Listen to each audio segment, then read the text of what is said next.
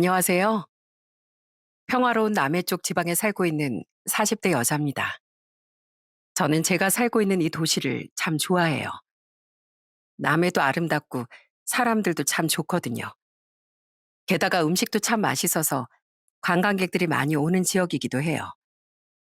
하지만 무엇보다 제 고향도 아닌 이 도시를 사랑하는 가장 큰 이유는 남편과 시부모님이 있기 때문입니다. 저는 결혼하며 남편의 고향인 이 도시에서 살게 됐거든요. 그랬으니 자연스레 이 도시에 대한 애정이 생긴 거죠. 좋은 기억이 너무 많아졌으니까요. 그런 저희 시댁엔 딱 시숙 한 사람 때문에 우여곡절이 좀 있었는데요. 바로 그 이야기들을 지금부터 여러분께 한번 풀어내 보려고 합니다. 저는 가난한 집안의 장녀예요. 제 아래론 남동생과 여동생이 하나씩 있었는데 동생들은 공부머리는 별로였던 저와 달리 참 영특했죠. 저는 그런 동생들과 힘들게 자식을 셋이나 건사고 계셨던 부모님을 위해 일찌감치 대학 진학을 포기했습니다. 저는 고등학생 때부터 아르바이트를 쉬지 않고 하며 집에 돈을 보탰고 성인이 되자마자도 그건 마찬가지였어요. 저는 꾸준히 직장을 다니며 생활비와 동생들의 대학 학비를 보탰었죠. 송원이 네가 내심 그래도 대학에 가고 싶어 했다는 걸 이 엄마랑 아빠는 다 안다. 정말 미안하구나. 동생들과 부모님은 그런 제게 미안해했지만 저는 괜찮았습니다. 아쉬움이 남긴 했지만 지나간 일을 못 잊고 현실을 원망하는 것보단 앞으로 주어진 제 삶을 행복하고 열심히 살아가는 일에 훨씬 집중하며 살았거든요. 게다가 나중에 동생들은 결혼하고 삶이 윤택해지며 제게 고마움을 많이 갚았었어요. 그렇게 가족들이 제 희생을 알아준 것만으로도 저는 더 바랄 게 없었던 거죠. 저는 저보다 한 살 많던 남편과 참 우연히 인연이 됐습니다. 전 언제 한번 제 고향에서 지금 제가 살고 있는 지역으로 고등학생 때 이사 갔었던 친구를 만나러 이 지역에 왔었어요. 그리고 그 친구를 만난 뒤 저녁에 집으로 돌아가려 고속버스 터미널로 향했는데 터미널 앞에서 제가 남편 지갑을 주웠었던 거죠. 안녕하세요. 혹시 지갑 안 잃어버리셨어요? 이름이 임호준 씨 맞으시죠? 아, 네. 안 그래도 찾고 있었는데 혹시 어디서 주우셨어요? 고속버스 터미널 앞에서요. 아, 아까 제가 여기 놀러 온 친구 녀석 거기까지 배웅해 주러 갔다가 떨어뜨렸나 보네요. 그거 저희 어머니가 선물해 주신 거라 잃어버리면 안 됐던 건데 너무 다행이에요. 혹시 거기서 잠시만 기다려 주시겠어요? 제가 금방 갈게요. 지갑 속 명함의 연락처로 전화를 걸었더니 지갑 주인인 남편이 잠시만 거기서 기다려 달라고 말하더군요. 그런데 버스 시간은 다 되어 가는데 아무리 기다려도 남편이 안 오는 거예요. 설상가상 매표소에라도 지갑을 맡기고 가려고 했더니 배터리가 딱 다 되어 휴대폰까지 꺼졌었죠. 결국 전 버스 출발 3분 전에 취소 수수료를 물고 버스표를 취소했고 남편은 그때로부터 10분 뒤에야 헐레벌떡 터미널 앞에 도착했습니다. 그리곤 가쁜 숨을 몰아쉬며 제게 사과를 하더라고요. 아까 버스 타야 된다고 하셨는데 제가 좀 늦었죠? 버스 놓치셨어요? 아, 네. 근데 다음 버스 타면 되니까 괜찮아요. 여기 지갑이요. 아, 어떡하죠? 진짜 죄송합니다. 급하게 오는데 중간에 사고가 크게 났었더라고요. 게다가 주말이라 평소보다 도로에 차도 많아서 생각보다 좀 늦었어요. 제가 너무 죄송해서 그런데 사례라도 하고 싶어요. 됐어요. 수수료도 얼마 안 물었는데요, 뭘. 소중한 지갑이라니 찾게 돼서 다행이에요. 그럼 전 이만 가볼게요. 자, 잠시만요. 제발 제가 꼭 보답하고 싶은데 사례금이 싫으시면 다음에 제가 밥이라도 한 끼 대접해드리면 안 될까요? 꼭 그럴 수 있게 해주세요. 한참을 실랑이 한 끝에 결국 전 남편에게 연락처를 넘겨주게 됐습니다. 그런데 남편은 정말 그 다음 주 주말에 제가 살고 있는 지역까지 찾아와 제게 식사를 대접하더라고요. 이후 남편의 끊임없는 구애로 우린 서로의 지역을 오가며 장거리 연애를 시작하게 됐어요. 솔직히 첫 만남 때 제게 첫눈에 반한 거냐고 장난스레 물은 적이 있는데 그때 남편은 얼굴을 붉히며 맞다고 대답했었죠. 뭐? 아니, 난 그냥 장난으로 한 말인데 내가 그 정도 외모는 아니지 않아? 나 되게 평범하게 생겼는데. 성원이 네가 얼마나 예쁜데. 근데 네 외모에 반했다기보단 네 마음씨에 반했었어. 생판 모르는 사람이 날 위해 버스까지 놓쳐가면서 기다려줬으면서도 대가조차 바라지 않았던 네 착한 마음에 말이야. 그때 이 여잔 절대 놓치기 싫다는 생각이 들어서 어거지로라도 네 연락처를 받아냈던 거야. 그런 남편의 말에 괜히 제가 꽤 괜찮은 사람인 듯 느껴져 쑥스럽긴 해도 기분이 좋더라고요. 그렇게 항상 절 멋진 사람이라고 말해주던 남편과 전 2년의 연애 끝에 28의 나이로 결혼을 하게 됐습니다. 그때 남편을 따라 시댁에서 15분 거리에 있던 곳에 신혼집을 얻으며 이 지역에서 살게 된 거죠. 아유, 또 왔어? 임신까지 한 몸으로 힘들 텐데 그냥 집에서 쉬지. 왜 자꾸 도우러 와? 어머님, 아버님 보고 싶어서 온 거죠. 그리고 요즘 직원도 둘이나 그만뒀는데 사람이 안 구해져서 힘들다고 하셨잖아요. 가족끼리 이럴 때 도와야죠. 그럼 쉬엄쉬엄해. 저기 카운터 가서 계산이나 맡아줘. 힘쓰는 일 절대 하지 말고. 맞아, 동서. 무리하다 큰일 나. 우리 동선이 야무지니까 카운터에서 돈 세는 일이 딱 제격이겠다. 앞서 말씀드렸듯 저희 시부모님은 정말 상냥하고 좋은 분들이었어요. 시부모님은 함께 꽤 유명하고 큰 간장게장집을 운영하고 계셨어요. 당시에도 그곳은 항상 손님들로 북적였고 제가 결혼한 후엔 연예인들이 촬영도 몇 번 다녀갔을 정도로 유명한 맛집이었죠. 원래는 시어머니 혼자 하시던 가게였는데 가게가 유명해지며 자꾸 일손이 부족해지자 시아버지께서도 직장을 그만두고 가게를 함께 운영하게 된 거라고 하더라고요. 게다가 가게가 워낙 바쁘니 저보다 먼저 시숙과 결혼했던 형님도 그 가게에서 직원으로 일하고 계셨죠. 전 처음부터 절 딸처럼 예뻐해 주셨던 시부모님이 좋아서 결혼한 지 얼마 안 되어 임신하고 나서도 이후 아들을 낳은 뒤에도 종종 가게를 도우러 갔었습니다. 일이 좀 힘들긴 했지만 진심으로 두 분을 돕고 싶었거든요. 시부모님도 형님도 그런 제 마음을 알아주며 절 많이 예뻐해 주셨죠. 제가 시부모님을 좋아했던 이유는 절 예뻐해 주셔서도 있지만 두 분 자체가 너무 선하고 배울 점이 많은 분들이었기 때문입니다. 그 가겐 네 시어머니 혼자 다 키운 거다. 나야 뭐 뒤늦게 일손도로 간 일개 직원이지 뭐. 그래서 직원들이 날 사장님으로 부르려고 할 때도 무조건 바로 잡아줘. 그 가게 사장은 네 시어머니 혼자고 난 그냥 직원이라고 말이야. 네 시어머니 정말 멋지지 않니?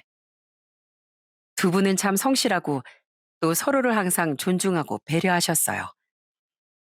두 분을 지켜보니 저를 대하던 남편의 다정한 모습이 누굴 보고 배운 건지 딱 알겠더라고요. 그렇게 항상 서로의 자존감을 높여주고 배려하는 두 분의 모습이 참 좋아 보여 남편도 저도 쭉 두 분의 모습을 본받으려고 노력하며 살았던 것 같아요. 저희 아들도 나중에 그런 저희를 보고 자신의 아내와 아름답게 살 수 있길 바라면서요. 그런데 그런 훌륭한 부모님을 보고 자란다고 한들 모든 자식이 다 마냥 훌륭하게 자라진 않는다는 걸 저는 시숙을 보고 깨달았습니다. 시숙은 서울에서 괜찮은 대학을 나온 뒤 이 지역 산업단지에 있는 큰 기업의 공장에서 사무직으로 일하고 있었는데요. 잘은 모르지만 서울 본사만큼은 아니어도 연봉이 꽤 높다고도 들었죠. 그런데 똑똑하고 직장 좋다가 다가 아니잖아요. 그런 시숙은 항상 고졸이었던 형님을 무시하고 함부로 대하더라고요. 진짜 내가 당신하고 결혼할 땐 콩깍지가 단단히 쉬었지. 회사에서 사람들이 와이프 직장 학벌 같은 거 얘기할 때 내가 얼마나 무안한지 알아? 제 아낸 고졸에 별로 배운 것도 없어서 저희 부모님 가게에서 일손 돕고 있습니다. 이러고 말할 수 없는 노릇이니까. 형, 왜 형수님에 대해 그런 식으로 얘기해? 사람마다 다 살아온 게 다른 거지. 남편이 아내를 제일 아끼고 존중해줘야지. 왜 매번 형수님을 함부로 대하냐고. 그거 남자 망신이야. 같은 고졸이라고 편드냐? 존중해줄 면이 있어야 주지. 있어야. 여보, 당신은 진짜 운 좋게 나 만나서 인생 핀 줄 알아. 나처럼 잘나고 돈 잘 벌고 시댁도 잘 사는 남잘 당신 주제도 어떻게 만났겠어? 아주버님, 형님도 충분히 멋진 분인데 너무 그렇게 말씀 좀 하지 마세요. 같은 여자로서 진짜 저까지 화난다고요. 하지 마, 동서. 이젠 저런 소리 하도 들어서 난 한 귀로 듣고 흘려버려. 저거 다 직장에서 받은 스트레스 나한테 풀려고 저러는 거야.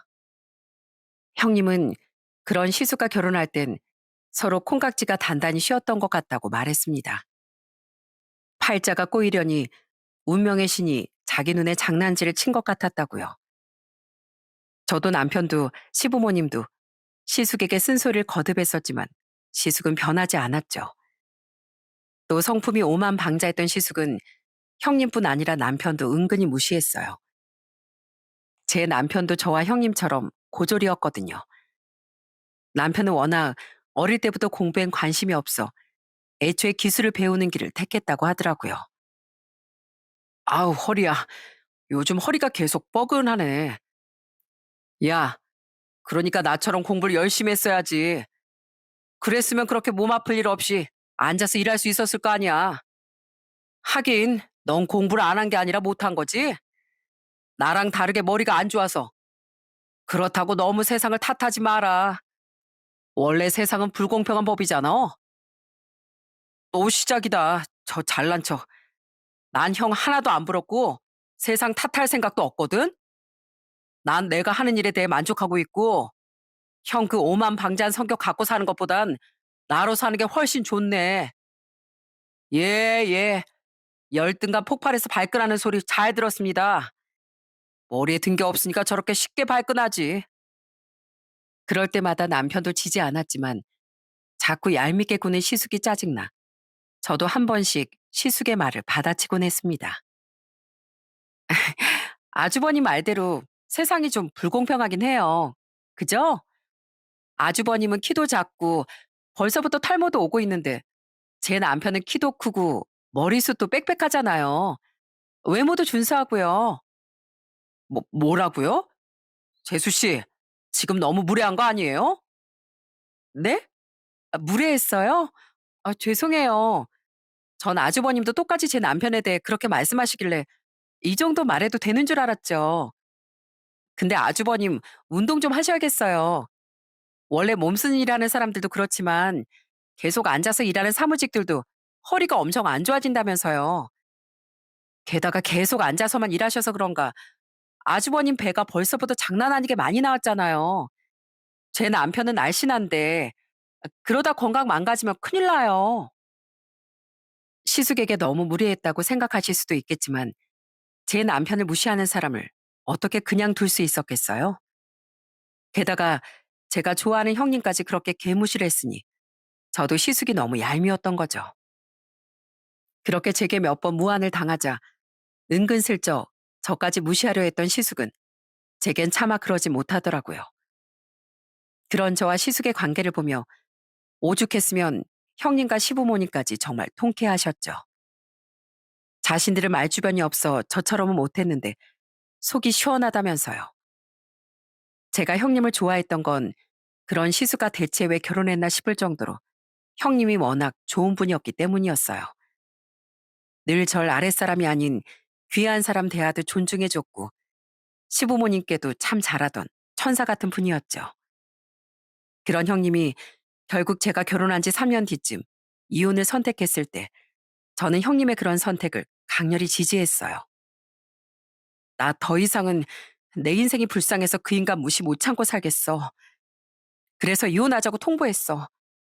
그 인간은 창피하게 무슨 이혼이냐고 난리치긴 했는데 그럼 진즉 좀 잘하지 그랬냐니까 아무 말 못하더라. 그리고선 괜히 자기 같은 남자 놓친 거 아까워서 나중에 땅을 치고 후회하지나 말라고 하는데 진짜 기가 차더라니까. 잘하셨어요, 형님. 진짜 이혼한다고 하시니까 제 속이 다 시원하네요. 그동안도 많이 참으셨던 거죠.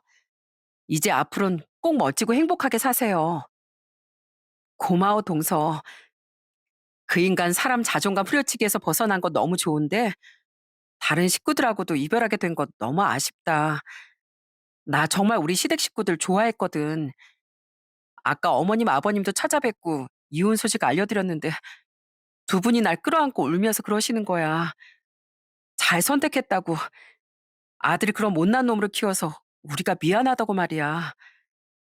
그런 좋은 분들하고 더 이상 가족이 될 수 없다는 게 너무 아쉽고 서운해.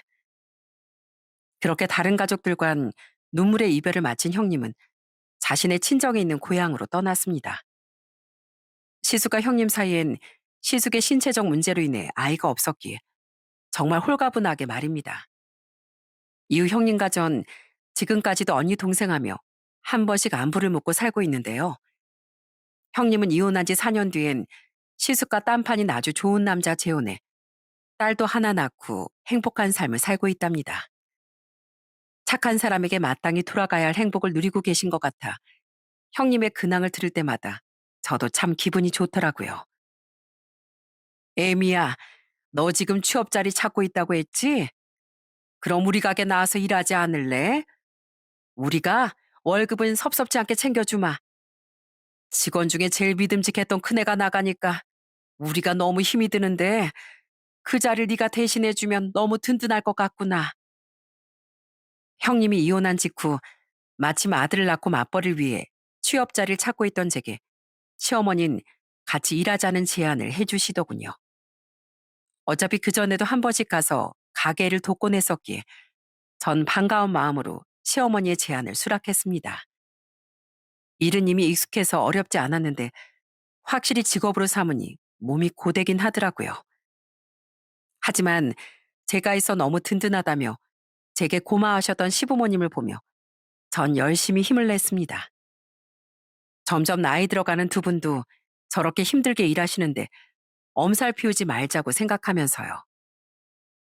어머님, 아버님, 가게가 걱정되시긴 해도 이렇게 한 번씩 나오니까 좋으시죠? 그러게, 우리가 너희 아니었으면 이런 동남아 휴양지 여행을 어떻게 해볼 수 있었겠니? 평생 쉼이란 걸 잘 모르고 살았는데 너무 좋구나. 에휴, 병준이 그놈도 같이 오면 좋았을걸. 걔는 어떻게 나이가 들어서도 그렇게 자기밖에 모르고 이기적인지 원. 자기 친구들이나 혼자선 이곳저곳 여행도 많이 다녔으면서 걔는 어떻게 부모인 우리랑은 이런 여행 한 번을 다닐 생각을 안 하는지 모르겠구나. 자식을 잘못 키웠지. 에휴. 저와 남편은 평생 일만 하고 사셨던 시부모님을 모시고 여행도 몇 번 다녀왔습니다. 다른 직원들에게 가게를 맡기고서요. 그때마다 시숙은 함께 가지 않았었는데 가족들이 시숙을 따돌린 게 아니라 본인이 가족들과 어울리는 일을 굉장히 귀찮아했기 때문이었죠. 시숙은 돈은 그렇게 잘 벌면서 부모 챙길 줄은 전혀 몰랐던 이기적인 사람이었거든요. 시부모님 생신도 잘 안 챙기고 심지어는 명절에도 귀찮다며 안 온 적도 있었어요. 같은 지역에 살고 있으면서도요. 시부모님은 돈만 잘 벌지 내실은 남편의 반의 반도 못 채운 반푼이라며 시숙을 향해 혀를 차곤 하셨죠. 아이 진짜 혼자 살기 외로운데 왜 이렇게 여자가 안 생기지?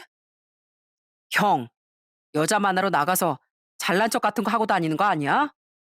전에 형수님한테 한 것처럼 하면 형은 다시 태어나도 재혼 못해. 그리고 운동이라도 해서 뱃살 좀 빼고. 여자들이 그 단추 발사될 것 같은 형 배를 보고 호감이 생기겠어? 술도 좀 줄이고. 에휴, 애초에 재혼은 하지도 말거라. 난 네가 또 다른 집 귀한 딸내미 데려다가 전에 큰애처럼 상처 주고 살까봐 무섭다 얘. 시숙은 재혼을 엄청 하고 싶어 했었는데요. 솔직히 시숙은 인기가 없는 타입이었습니다. 성격도 이기적이고 모나고 외모고 몸매고 솔직히 별로였으니까요. 이건 제가 아니라 시어머니가 직접 시숙을 보고 하신 말씀이었죠. 그래서인지 시숙은 벌이도 좋고 한 번 이혼했어도 아이는 없었건만 선을 보고 결혼정보 회사를 통해 여자를 만나도 번번이 차이고 나더라고요.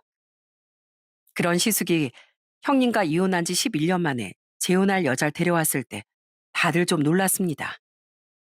새 형님은 저와 동갑이었는데 40대 초반이라기엔 관리를 잘 받아서 그런지 동안인 편이었고 키도 크고 날씬했습니다. 게다가 좀 고친 티가 나긴 했지만 얼굴도 괜찮은 편이었고 들어보니 학벌도 나쁘지 않던데 이런 여자가 왜 여기까지 내려와 시숙과 재혼해서 살려고 하는 건지 솔직히 처음엔 이해가 잘 안 가더라고요. 그래, 3년 전에 한번 이혼했었다고? 우리 병준이랑 똑같은 아픔이 있었구나. 네, 근데 뭐 저는 얼마 안 살고 이혼한 거라 크게 상처받진 않았어요. 애도 없었고요. 그래, 근데 평생 서울에 살았다면서 여기 내려와서 사는 거 괜찮겠니? 아, 네. 전 백수라 괜찮아요. 저희 부모님은 이혼한 딸 창피하다고 집에 오지도 말라고 하는 분들이어서 같은 서울에 살면서도 안 보고 산지 오래됐고요.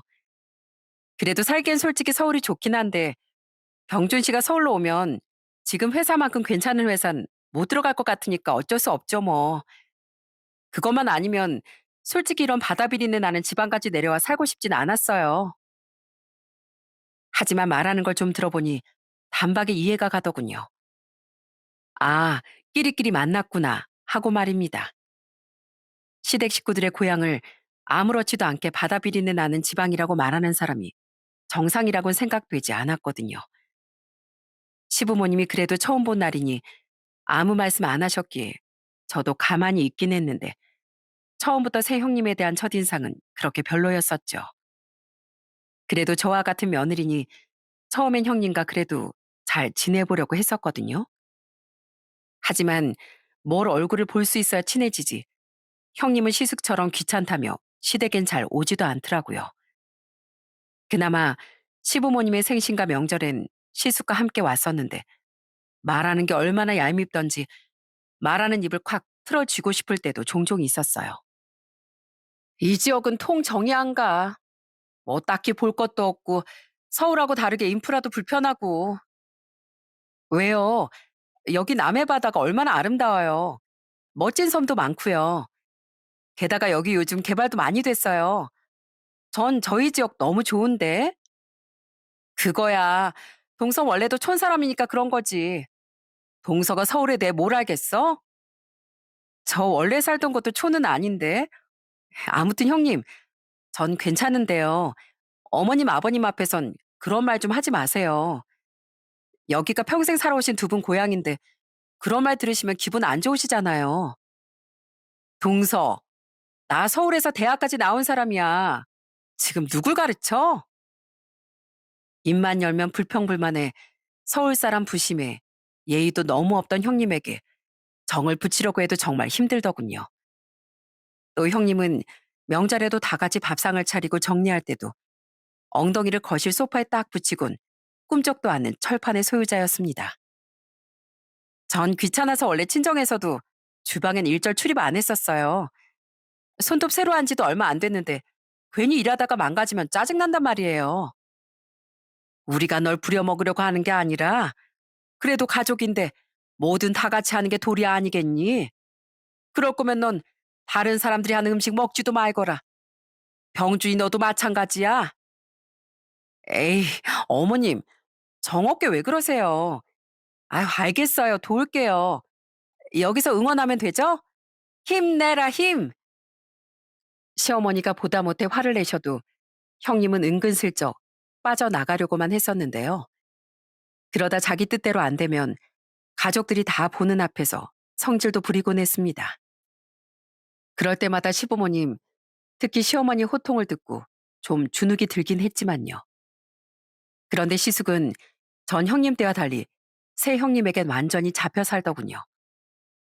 시숙에게 가스라이팅은 절대 당하지 않을 만큼 형님 성격이 보통이 아니기도 했지만 시숙은 새 형님의 외모에 홀딱 빠져 있었던 거예요. 어머니, 아이, 집사람한테 너무 뭐라고 하지 마세요. 서울 깍쟁이 모르세요? 이렇게 좀 새침하고 철없는 성격이 이 사람 매력이라고요. 아유, 귀여워. 그런 속 뒤집어지는 소리 할 거면 그냥 나가라. 어휴, 속 터져서 정말. 그런 시숙은 외벌이를 하고 있었으면서도 형님이 시키는 대로 집안일과 음식까지 전부 도맡고 살았습니다. 말 그대로 형님은 아무것도 안 하고 놀고 먹기만 한 거죠. 그걸 또 자랑처럼 시부모님 앞에서 떠드는데 정말 사람이 너무 별로더라고요. 그것까지야 뭐 솔직히 평소에도 좋게 보이지 않던 시숙이 자기 손으로 꼰 인생이었으니 상관없었는데요. 문제는 형님이 저와 남편을 자꾸 은근슬쩍 무시했다는 거예요. 시숙과 똑같이 참 무례하고 오만방자한 사람이었던 거죠. 요즘에 너나 할 것 없이 다 대학 가는 세상인데 동서랑 서방님은 전문대라도 안 가고 뭐 했대? 요즘엔 대학 안 나오면 무시받는 세상이잖아. 난 알지? 무려 그 들어가기 어렵다는 서울에 있는 대학 나온 거. 우리 남편도 좋은 대학 나왔고 같은 집안 사람들끼리도 이렇게 수준 차이가 나네. 저도 남편도 별로 무시받고 산 적 없고 오히려 무시하는 사람들이 더 무례하고 문제 있는 거 아닌가요? 사람마다 사정도 잘하는 것도 다른 건데 자기들이 뭔데 남의 인생을 평가한단 말이에요? 그리고 고작 학벌 가지고 그러는 게 진짜 수준 낮은 거죠. 지금 그거 나 들으라고 하는 소리야? 그냥 형님이 그렇게 말씀하시니까 저도 제 생각을 말했을 뿐이에요. 둘째 말 한번 잘한다. 큰애 넌 그렇게 자랑스러워하는 대학까지 나오고서 지금 하는 게 뭐가 있니? 둘째는 열심히 일하고 있는 반면 너네 애도 없는데 일도 안 하고 있잖니? 게다가 집안일에도 손도 하나 까딱가 안 한다며? 그런 네가 뭐가 잘났다고 둘째를 무시해? 왜 어머님은 맨날 동서편만 드세요? 저도 일하려면 할 수 있는데 그럼 동서처럼 몸쓰는 일 안 하고 앉아서 폼나게 일하는 사무직으로 들어가겠죠. 고급 인력이니까요. 근데 남편이 돈을 잘 버니까 굳이 나가서 일할 생각을 안 해도 되는 거죠. 동서랑 다르게요. 아휴, 또 집안일은 몸 힘들어서 하기 싫단 말이에요. 너 지금 그거 둘째랑 같이 일하고 있는 나랑 네 시아버지도 무시하는 말이라는 거 인지가 안 되니? 네 시동생까지 무시하는 말이라는 생각은 안 들어? 아, 그러려고 한 말은 아니었는데 내가 진짜 며느리라 이런 말까지는 안 하고 싶었는데 네가 둘째한테 하는 태도가 영 글러먹어서 참을 수가 없구나. 남의 인생 까내릴 시간에 네 인생부터 하나라도 열심히 살고 내실을 잘 다질 생각이나 해. 너나 병준이나 아유 더 말을 말자 말을 말어. 저도 매번 물러서지 않고 받아쳤지만 그 모습을 목격할 때마다 시어머니도 제 편을 들며 형님을 나무라셨어요. 시어머니가 원래 며느리에게 참 다정한 분인데 참다 참다 나중엔 참을성이 사라지셨다고 말씀하시더군요. 형님이 말하는 게 너무 고약하다면서요. 하지만 형님은 시숙과 똑같이 저와 시어머니뿐 아니라 다른 가족들이 아무리 뭐라고 해도 전혀 바뀌지 않았었죠. 그런 형님은 무력도 엄청났습니다. 자긴 돈도 안 벌면서 시숙이 벌어온 돈으로 명품도 엄청 사들이곤 하더라고요. 저희 지역 백화점엔 명품관이 따로 없는데 광주나 서울까지 가서 형님은 꼭 명품 가방이나 옷, 구두 등을 사오곤 했죠. 그걸 또 굳이 할 일도 많은 명절에 입고 와선 저에게 자랑하며 또 저를 무시도 하곤 했고요. 동선, 동서랑 서방님 월급이 적어서 이런 거 꿈도 못 꾸지? 하긴 이런 것도 다 어울리는 사람이 가져야 가치가 빛나는 거지. 돼지 목에 진주라고 동서가 걸쳐봤자 뭐 태가 나겠어? 냄새나는 간장게장 만지면서 명품옷 걸치고 있어봤자 말이야. 저희도 벌만큼은 버는데 그냥 관심이 없는 거죠. 그리고 사람이 명품이 돼야지 꼭 그걸 몸에 걸쳐야지만 명품 같은 사람이 되는 건 아니잖아요. 뭐? 지금 동서, 내가 명품 같은 사람이 아니라는 거야? 누가 그렇대요? 전 그렇게는 말 안 했는데 형님이 괜히 꼬아들으시는 거겠죠. 형수님, 저희 집사람이 만약 그런 거 걸치고 다니면 형수님보다 태가 배는 더 날걸요? 저희 집사람이 워낙 고급지게 생겼잖아요. 여보, 이참에 당신도 큰맘 먹고 명품 좀 지르자. 내가 다 사줄게. 됐어. 나한텐 값어치도 매길 수 없는 명품이 이미 있잖아. 당신이랑 우리 아들. 저도 사람인데 당연히 짜증이 났죠. 그래도 든든하게 제 편을 들어주는 남편과 시부모님 덕에 막 분통이 터지거나 하는 일은 없었어요. 이런 사치 외에도 형님의 물욕을 도드라져 보이게 하는 일화는 또 있었어요. 형님이 시댁에 오는 날은 명절과 시부모님 생신 외에도 두 번이 더 있었는데요. 그건 바로 시숙과 형님의 생일이었죠. 처음엔 그래도 가족이니 생일은 가족과 함께 챙기고 싶어 하나 싶었는데 그 속셈을 알게 되니 정이 더 뚝 떨어지더라고요. 어머님, 아버님, 미역국은 됐고요. 제 생일 선물 주셔야죠. 선물. 최고의 선물은 물건 말고 현금인 거 아시죠? 저 60만 원 이하로는 안 받습니다. 저번에 동서 생일 땐 50만 원 챙겨주셨다면서요? 그래도 제가 동서보다 위니까 적어도 10만 원은 더 주셔야죠. 첫 형님의 생일날 대놓고 돈을 바라던 형님의 뻔뻔함에 혀를 내둘렀습니다. 시부모님은 그래도 생일이니 나쁜 소린 하시지 않고 한숨을 쉬며 미리 준비하셨던 돈 봉투를 건네주시더군요. 두 분은 제 생일 때도 그렇게 용돈을 주셨으니 형님의 생일에도 똑같은 준비를 하셨던 거예요. 그런데 형님은 두 분 앞에서 손가락에 침까지 바르고 대놓고 돈을 하나 둘 세 개까지 하더라고요. 어?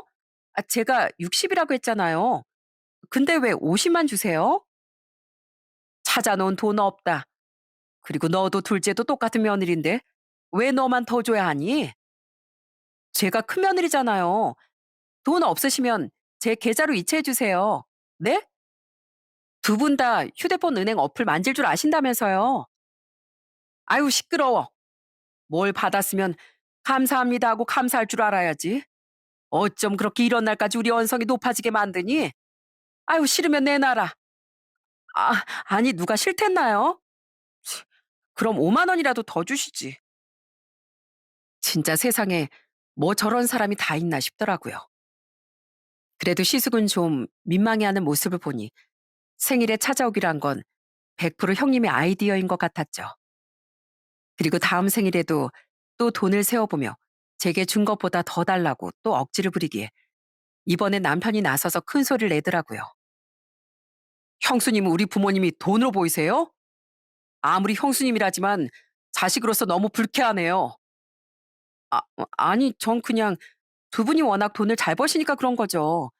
사람 놀라게 왜 화를 내세요? 그냥 두 분이 너무 편해서 애교처럼 때 좀 써본 거예요. 참나. 1년에 몇 번 보지도 않는데 볼 때마다 그렇게 밉상이니 남편과 전 점점 더 형님이 싫어졌습니다. 그런데 시숙이 재혼한 지 2년 뒤 어느 날 귀엽고 그런 형님과 저 사이에 사건이 하나 터졌어요. 당시 연세가 70대 중반이 되신 시어머니는 제게 가게를 증여해 주셨습니다. 시아버지도 허리가 너무 안 좋아져서 2년 전부터 가게 일을 거의 못 나오고 계신 상황이었는데 시어머니도 이제 몸이 너무 힘들고 아프다며 가게 일에서 손을 떼겠다고 하신 거죠. 제가 이어받기에 너무 가분해서 이걸 받아도 될지.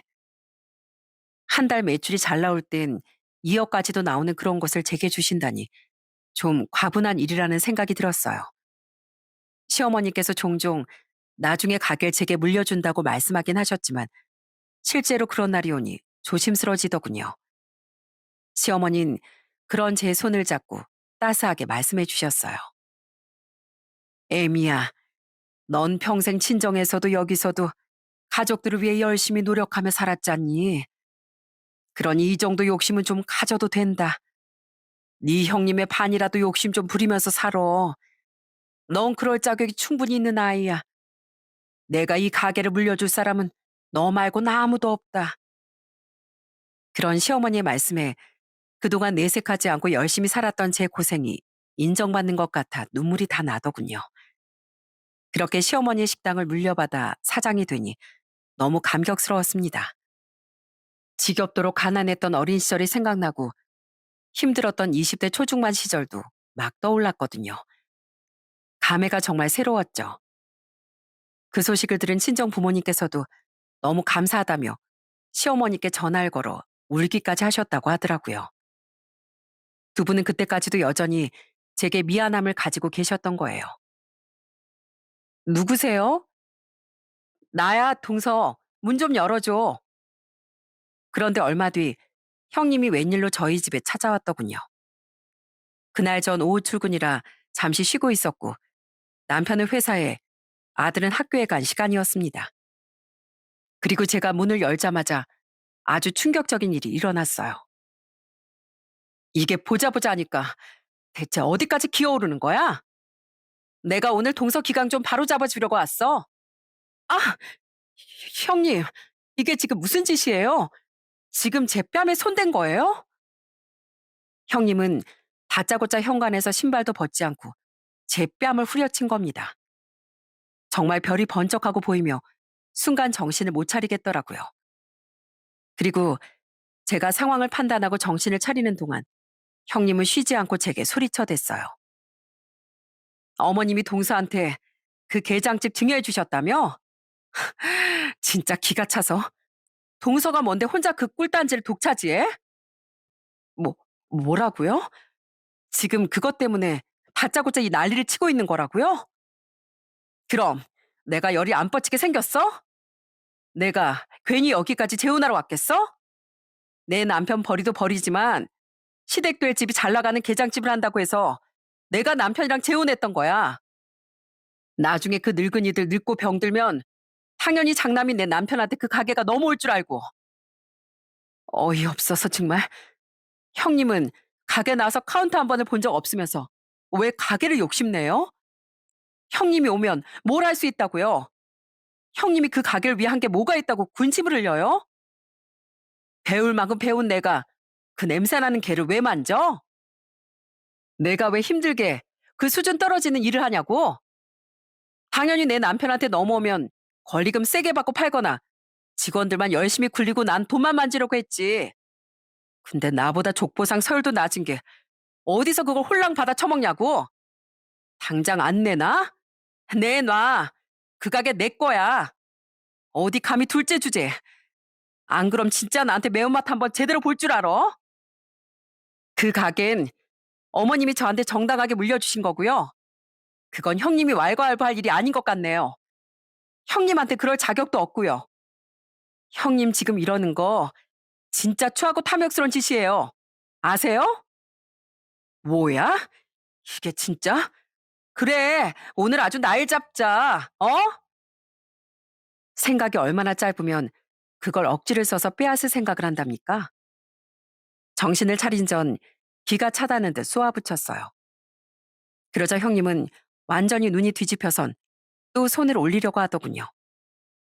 하지만 한 번 당하지 두 번 당했겠습니까? 저는 그런 형님의 손목을 냅다 낚아챘어요.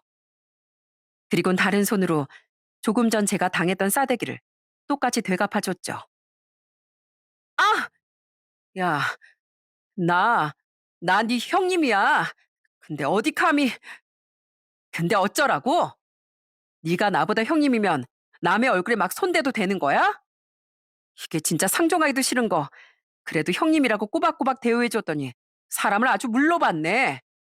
야, 어디 노력도 않고 자격도 없는 게 욕심만 많아가지고선 맨날 게장 파는 일 수준 떨어진다고 무시하면서 그런 네가 무슨 자격으로 거길 탐내?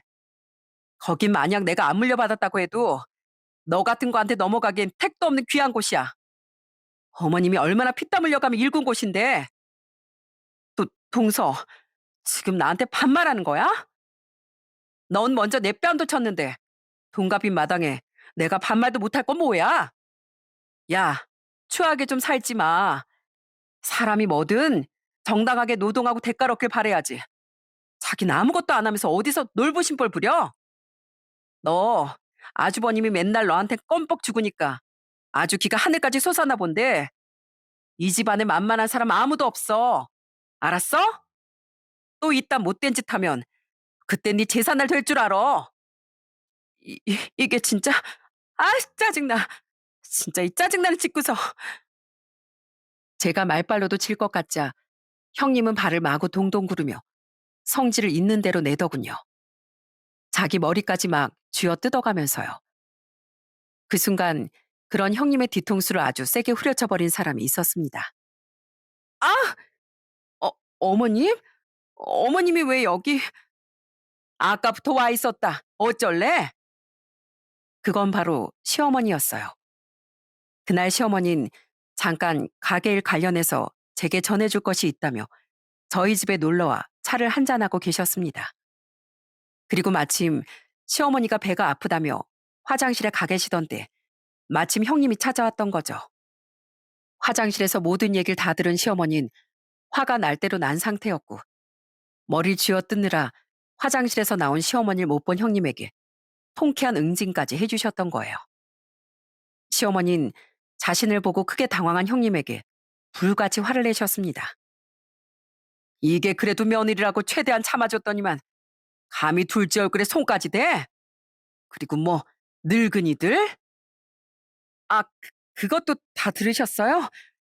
그게 어머님, 아깐 제가 너무 흥분해서. 그래, 흥분해서 네 속에 있던 본심이 새어나온 거겠지? 왜 어머님은 맨날 저한테만 뭐라고 하세요? 저도 똑같은 며느리인데 당연히 화나고 서운할 수 있죠. 그리고 조금 전에도 그래요. 동서도 똑같이 저한테 손 올렸는데 왜 제 머리통만 때리세요? 왜 동서한테만 가게도 주고 동서만 맨날 예뻐하시냐고요. 애초에 네가 먼저 둘째 얼굴에 손댔잖니? 그리고 너 하는 꼬락서니가 괘씸해서 참을 수가 없었다. 왜? 네 논리대로라면 네가 둘째보다 위이든 나도 너보다 서열이 훨씬 높은데 넌 둘째 얼굴에 먼저 손대도 되고 왜 난 안 되니? 다 주는 대로 돌아오는 건데 네가 둘째만큼 나랑 네 시애비한테 잘했어? 하는 거라고 밉상짓밖에 없으면서 뻔뻔하게 둘째랑 똑같이 예쁨 받을 생각을 해?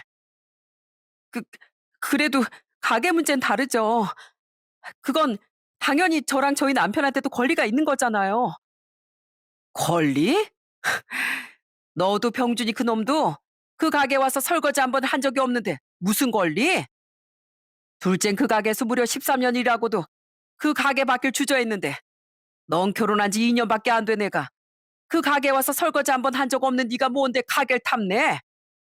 난 앞으로도 너랑 병준이한텐 아무것도 안 주고 다 둘째네만 줄 거다. 그리고 앞으로 네 생일에도 아무것도 안 해줄 거니까 우리 돈엔 군침 흘릴 생각도 하지 마. 아예 우리 집에 오지도 말고. 어머님, 아무것도 안 주신다뇨. 법적으로 그래도 그게 안 될 텐데. 사회에 미리 다 한원한 한이 있더라도 너희한테는 아무것도 안 줄 거니까 꿈깨. 고얀 것 같으니라고. 어디서 저런 못돼 처먹은 게 우리 집에 들어와선? 당장 안 나가? 나가! 어머님, 괘씸해서 네 우는 소리 따위 듣기도 싫으니까 당장 둘째 앞에서 사라지라고. 사곤 자기가 쳐놓고 뭐가 그렇게 서러운지 형님은 엉엉 울며 시어머니 등살에 저희 집에서 쫓겨나고 말았습니다. 그 뒤 시어머니는 제 뺨을 이리저리 살피시며 저를 걱정해 주셨죠. 나중에 이야기를 모두 들은 시아버지도 격분하며 더는 형님의 막대 먹은 짓거리를 참아주지 않을 거라고 하시더라고요. 남편은 시숙에게 전화해 아주 난리를 쳤었고요. 형 마누라 단속 똑바로 안 하면 앞으로는 형 대접 받을 생각도 하지 말라면서요. 그 후 진짜 아무것도 못 받을까 싶어 겁이 났는지 시숙과 형님은 뻔질나게 시댁에 찾아오기 시작하더군요. 저와 남편이야 워낙 시댁에 자주 갔었으니 그런 비굴한 그들의 모습을 종종 볼 수 있었죠. 어머님, 아버님, 오늘 날씨가 너무 좋더라고요. 오랜만에 저희랑 드라이브 가실래요? 그리고 두 분 재산 문제 말인데요. 아유, 시끄러워. 돈 얘기 꺼낼 거면 아예 우리 집 문 출입도 말어. 이제 와서 잘하는 척 하시군. 그나마 무력이 없던 시숙은 형님에게 억지로 끌려온 것 같았는데 그래도 형님의 장단에 맞추려고 노력하는 것 같더라고요. 하지만 시부모님은 단호하셨죠. 웃긴 건 그 뒤 자꾸만 시숙의 얼굴이 홀쭉해졌다는 거예요. 시숙의 안색은 자꾸만 안 좋아졌었는데 어느 날 시숙이 저희 집에 찾아와 남편과 맥주 한 잔을 하며 하던 푸념을 듣고 그 이유를 알게 됐어요. 나 진짜 요새 집 들어가기도 싫어. 집사람이 자꾸 어떻게든 어머니 아버지한테 재산 받아와라. 대장집을 빼앗아 와라 하면서 들들 볶는단 말이야. 진짜 꿈에서도 나온다니까? 나 아무래도 여자를 잘못 고른 것 같아. 그동안엔 집사람 외모가 좋아서 마냥 다 참고 살았는데 그 콩깍지가 서서히 벗겨지기 시작하면서 정도 같이 떨어지고 있어. 이제야 내 전처가 얼마나 좋은 사람이었는지 새삼 느껴진다니까? 아, 진짜 그립다 전처가. 아주버님, 전 형님은 지금 재혼해서 엄청 잘 사고 계신 거 알죠? 그렇게 이렇게 땅을 치고 후회할 거 전 형님한테 왜 그러셨어요? 이젠 후회도 늦었네요. 시숙은 형님에게 아주 들들 볶이고 있었더라고요. 그렇게 지금은 시간 1년 반 정도 지났는데요. 결국 여자를 골라도 너무 잘못 골랐던 시숙은 형님의 성질머리를 못 이기고 이혼을 했습니다. 더 웃겼던 건 그런 시숙에게 형님이 엄청 매달렸었다는 거예요. 형님은 시숙의 마음을 돌려보려 제게까지 연락해 애원했는데 그때 전 따끔하게 말해줬어요. 다 뿌린 대로 거두는 거예요. 그러니까 욕심도 작작 부렸어야죠. 사람도 적당히 들들 볶고요. 제 아주버님도 마찬가지지만 그쪽은 진짜 또 재혼하지 말아요. 어차피 보니까 재혼도 자기 손으로 돈은 벌기 싫고 사치는 부리고 싶으니까 만만한 남자 골라 잡아서 한 모양이던데 괜히 또 엄한 남자 등골 빼먹을 생각하지 말고 자기 땀 흘려서 돈 벌 생각을 하라고요. 뭐? 야, 네가 뭔데 내 인생의 훈수질이야? 건방진 게 반말하지 마. 나보다 따지고 보면 생일도 늦는 게 건방지게. 제발 인생 똑바로 좀 살아라. 어? 그게 형님, 그 여자와의 마지막이었습니다. 그리고 한심하게도 시숙은 재혼해서 잘 살고 있던 전 형님에게 술을 마시고 전화를 걸었나 보더라고요. 이제와 자기 안 보고 싶냐, 어쩌냐 하는 추접스러운 소리를 하면서요. 시숙의 번호를 지운 지 오래라 저장되어 있지 않았던 번호로 걸려온 전화를 무신고 받았던 전 형님은 발신인의 정체가 시숙인 걸 알고 정말 기겁했다고 제게 말해주더군요. 결국 시숙은 형님의 새 남편에게 욕을 작살나게 먹곤 번호까지 차단당했다고 하더라고요. 그게 시숙 부부의 한심한 마지막이었습니다. 지금 시숙은 벌써부터 또 재혼할 여자를 찾고 있는 것 같은데 시부모님은 그런 시숙을 한심해하며 절대 또 재혼할 생각은 말라고 하고 계세요. 이제 너만 다른 집 딸내미가 우리 집 며느리 돼서 너 때문에 마음고생하는 꼴 보기 싫고 전에 걔처럼 못돼 먹은 며느린 더더가 안 보고 싶다. 정하려거든 네 정신머리부터 다 뜯어 고친 다음에 해도 해라. 자기 부모한테 효도 한번 제대로 못하는 놈이 또 가정을 꾸린다고 한들 제대로 건사나 하겠냐? 아유, 속 터져서 정말. 그런 시숙 때문에 답답해하시는 시부모님께 남편과 저라도 더더욱 효도하려고 노력하며 살고 있습니다. 그리고 꼭 시숙 때문이 아니더라도 전 제게 그런 과분한 가게를 물려주신 두 분, 특히 시어머니께 너무도 감사해하며 살고 있어요. 그랬기에 이제야 좀 여유로운 노후를 보내고 계신 두 분을 더 자주 찾아뵙고 모시고 놀러도 다니며 더 잘하려고 하고 있는 거죠. 고등학생인 저희 아들도 다행히 착하게 자라죠. 저와 남편 없이도 혼자 시댁에 찾아가 두 분과 시간을 보내다 오곤 합니다. 부디 제겐 너무 감사한 존재인 시부모님이 더 편찮으시지 말고 오래오래 건강하게 저희 가족 곁에 사셨으면 하는 바람이에요. 전 형님을 업신여겼다가 인성 나쁜 여자를 만나 뒤늦게 땅을 치고 후회도 하고 40대 후반의 나이인데도 여전히 방황하며 처량한 인생을 살고 있는 시숙과 탐욕을 부리다 결국 비참하게 이혼당한 그 여자를 보면 역시 사람은 뭐든 뿌린 대로 거두는 법인 것 같습니다. 평범한 교훈이긴 하지만 그만큼 맞는 말이니 이런 사연에도 자주 언급되는 거겠죠? 그 간단하고도 중요한 세상의 법칙을 여러분도 꼭 잊지 마시길 바랍니다. 제 사연은 여기까지입니다. 끝까지 제 이야기 들어주셔서 감사드려요. 모두 행복한 하루 보내세요.